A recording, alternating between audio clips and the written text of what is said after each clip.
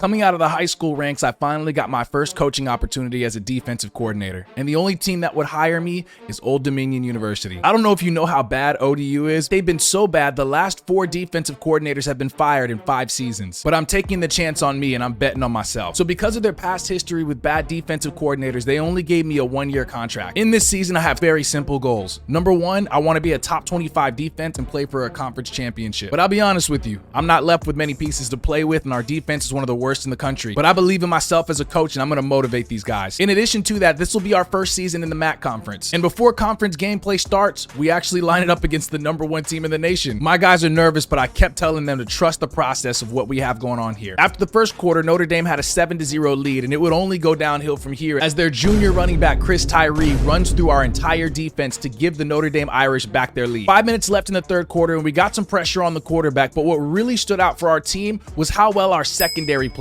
Junior safety Terry Jones not only gets the interception, but is able to bring the ball back to the 35-yard line. Back on the defensive side of the football again, and the 5'10 cornerback Keandre Harris comes up with the interception, and he runs it all the way back for the first pick 6 of the season. We not only tie this ball game back up, but we're carrying the load. In the third quarter, my defense is amped, and as Chris Tyree thought he got an easy first down, emotional damage, we absolutely mollywopped him over the middle of the field. Defense swarms the football, and we get an opportunity to go 4th and 5, but the Notre Dame Irish would nail the field goal and get the 3-point lead. However, our offense came through and performed and not only scored the touchdown, but we would walk away 1-0 for the first week of the season. Here we are in week 2 going up against Utah State, and this is going to be a very difficult battle as our first road game is now ahead of us. And to give you some context on how this entire game went, just take a look at this. The quarterback, as he is getting sacked, pulled off some Patrick Mahomes stuff and completes the first down. And if that wasn't enough, their quarterback, Logan Bonner, finds an absolute dot to their wide receiver on the outside, and the secondary just cannot keep up on speed. Facing a 14-point deficit on a 3rd down and 17, my defense does the unimaginable, which is let somebody get over the top. This game got ugly very, very quickly, and the only thing we could score are field goals. So we will now move to 1-1 as our offense struggled, and so did our defense. Heading into week number 3, we would face off against our first FCS team. And there was a lot of trash talking going on the field as these boys came for blood. Absolutely zero pressure on the quarterback with a 7-0 lead. Redshirt junior safety Terry Jones gets the interception to continue this momentum for our unit. He eventually gets tackled, but he not only gets a chance to set up our offense to score, we'll have a commanding 14-0 lead as we head into the second quarter of play. 21-0, and again, I see flashes of the old culture as this running back runs through every piece of my unit. But whereas our defense in the past would fold, this defense would respond. Hawkins III gets the second interception for the evening, and one of the things I'm really working on as a coach is making sure our entire defense rallies around our teammates when we do well. But the night is still young. 28-7 is still the lead, and as the quarterback tries to find an open man, he throws it into double coverage where Johnson will get a piece of the action and now create the 3rd interception, and QB starting to see ghosts now. We'd end up winning that matchup 38-21 as we move to 2-1 for the season. Entering into week number 4, we have Miami of Ohio, and they will be coming to us, so this will be a home game. And this matchup is crucial for us as the standings are super tight early on in the season. First drive of the game, defense has him in a 3rd down and long situation, and Keandre Harris, the redshirt junior, comes up with a massive interception to set the tone for this game. He'll eventually get tackled, but that starts the momentum for our football game against the 0-5 Miami of Ohio. However, one thing we struggle with as a unit is getting consistent pressure on the quarterback, and the quarterback would find over the top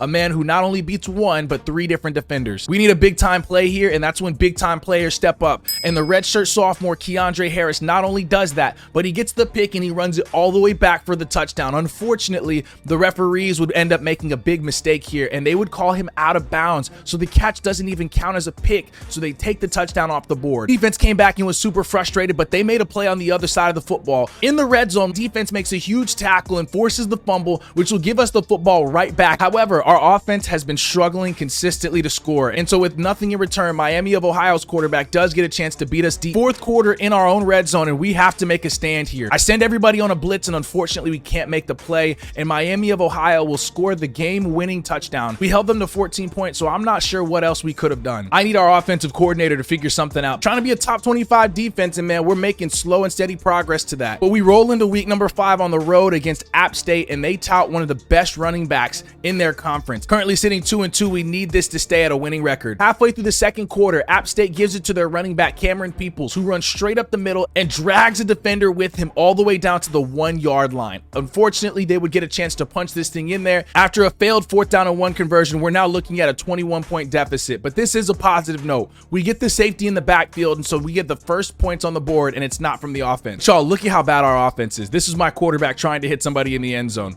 Where is he throwing it to? Unfortunately, there's nothing left for us to do as our quarterback would throw the game away. This is the second straight game where our offense failed to score a single point. Hopefully we can turn that around as we're on the road against Ohio, looking at a losing record at the moment, trying to climb the standings. And I'll be honest with you, we're gonna have our hands full as this quarterback is a tank to try to take down. He not only breaks one but two different defenders as he speeds up the sideline and makes it inside the 35-yard line, still standing. We need somebody to stand tall on a big 3rd down and 8 play, and as their quarterback finds a man, we are not there to make the play. Surprisingly, the offense still cannot score, and Ohio will find a man over the middle of the field who we tackle into the end zone. We're now looking at a 2-touchdown deficit. I need somebody on my defense to step up and be a leader, and as their quarterback gets the first down, he gets absolutely destroyed. Offense would finally score, but we're still looking at a 2-possession deficit. Big time players make big time plays. We get to the quarterback and we force a turnover where Williams will pick up the loose football. You could slowly see the momentum start to change for this ball game. The offense would score, and on a huge 3rd down and 3, the quarterback has all the time in the world and we cannot get him down, but we make the big play as the true freshman safety Zion Frank would get a chance to knock that football down. 1-point lead with 34 seconds left to go on the clock, and we will seal the deal with a huge tackle in the backfield, and we will be back officially in the winners column, going to 3-3 as we leave Ohio with the victory. On the road, and it's raining, which it's about to be a fun game for us. Already starting off and setting the tone early, redshirt freshman Mario Easterly would set the tone with this defense as we get a big tackle for loss, causing a 3rd down and 7. The defense has been swarming the football, and as we have a 14-0 lead, Hawkins III makes a massive interception for us as we get a chance to get within scoring distance for our offense to continue pushing this momentum. One thing that a lot of these teams have not had to factor for with ODU is a good defense, and now they're having to make adjustments. Currently up 21-0, the quarterback decides to tuck his head and run for the first down, and the junior defensive tackle Alonzo Ford will pick up the football as we're still within scoring distance. Big 3rd down and 5 play here. Toledo needs to try to get some offense going, and they cannot. We not only get the interception, but we almost get a chance to run it back for a pick 6 as Harris gets knocked out of bounds. Junior tackle Alonzo Ford Jr. would get player of the game, and we would come out now not only being in the winners column, but we would move to a 4-3 record. Moving into week number 8, we have a home game going up against one of the best teams in the conference, Western Michigan. Going into the half, the score is 7-7, and now facing a huge 3rd down and 24, we have an opportunity to get on the board again, and we do just that. The defense holds up strong, and we now get our first safety of the evening, second for the season. And the momentum keeps rolling on a big 2nd down and 11 play. The quarterback throws the option, but his guy is not there. We scoop and score, and Alonzo Ford Jr. would score his first touchdown of the season. Look at the big fella. But the game is not over yet. With 2.5 minutes left to go in the 4th quarter of play, the quarterback throws it to a man that's clearly covered, but clearly mosses Jalen McClain, the redshirt sophomore. As the clock is ticking down with 40 seconds left to go in this game, the quarterback decides to tuck it and run it, and he gets himself inside of the 10-yard line where they're well within field goal range. And as they wind the clock down, they'll line this kick up, and unfortunately, it is good. Y'all, we had the lead, and we held them to 17, but it still wasn't good enough as our offense sells us again. Week number 8, we're back home against Northern Illinois, trying to see if we can contend for a bowl game. At the half, we're currently up 14-6. Closing towards the end of the 3rd quarter of play, Northern Illinois' quarterback decides to tuck his head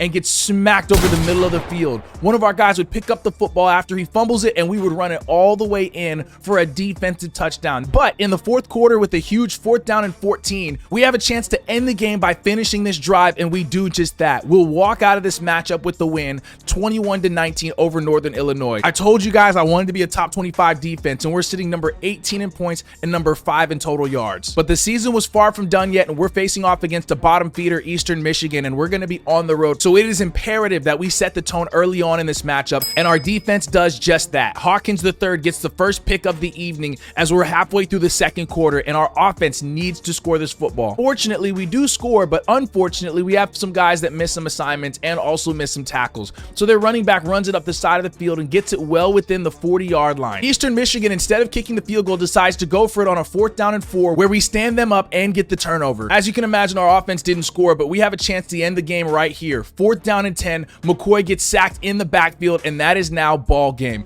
We will move to a 6-4 record. Still looking up in the standings against the number 1 team, Western Michigan. The Central Michigan Chippewas will make their way to our home field as we get a chance to close out this season. Big third down possession right here as we get a chance to get a sack, and one of our most consistent defensive pressures sets a school record for the most sacks in a season. ODU up 17-0 at the half, and I feel like our offense is finally starting to find an identity. We have a chance to end this ball game here in the fourth quarter where we come up with a major interception by one of our safeties as we seal this game and come out with the victory, 17-0, which will push us to a 7-4 record. Our last game of the season is going to be up against Ball State, and this time we're going to be on the road. First down and 10 in the third quarter of play. Offense hasn't done anything, but the defense continues to perform. Harris will get this interception as he gets a chance to set up our offense for a beautiful opportunity to score here. They do, but unfortunately on the next ensuing offensive possession, Ball State would also respond with a touchdown of their own. In the closing minutes of the fourth quarter on a big fourth down and 10 play, we have a chance to end the ball game right here, and the old faithful, old reliable gets a chance to get the interception and win the game. We will move and finish the season to 8-4 as we beat Ball State on the road. We do get a bowl game bid, which would be against Hendon Hooker and the Tennessee Volunteers. Several of my defensive players would also win national awards. We finished 4th in total points and number 1 in least amount of yards allowed, and we would get a chance to line up against our first SEC team in I don't even know how many years, to be honest with you. And unfortunately, we would not come out with the victory as we would lose 17-6, but I don't call this season a failure at all. I think we actually succeeded. So now let's see if we can either cash out and re-up with Old Dominion or potentially take another job in the coaching carousel. Old Dominion offered me a contract extension as the defensive coordinator. Iowa State offered me the dream job of a lifetime to finally coach at the Power 5 level and have an offense that's more reliable than scoring 10 points a game per season. After Iowa State went 9-4 the season before, I think this might be the best move for me and my family. I made my decision.